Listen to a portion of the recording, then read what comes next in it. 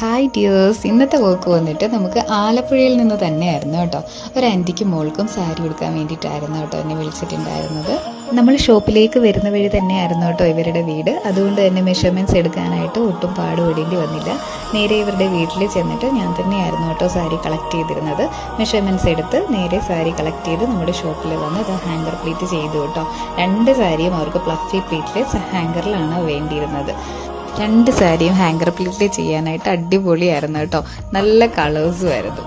സാരിയെല്ലാം hunger pleat ചെയ്തിട്ട് നമ്മൾ രാവിലെ ആയപ്പോൾ നേരെ അവരുടെ വീട്ടിലേക്ക് പോവാണ് കേട്ടോ സാരി ഡ്രിപ്പിങ്ങിന്. ഫസ്റ്റ് ആൻറ്റിയെ തന്നെ സാരി ആദ്യം ഡ്രിപ്പ് ചെയ്തു കേട്ടോ.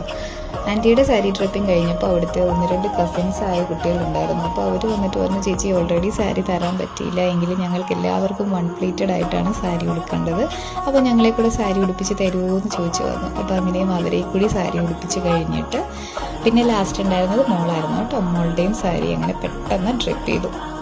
നിങ്ങൾക്ക് ഇതുപോലത്തെ സർവീസുകൾ ആവശ്യമുണ്ടെങ്കിൽ സ്ക്രീനിൽ കാണുന്ന നമ്പറിൽ കോൺടാക്ട് ചെയ്യാൻ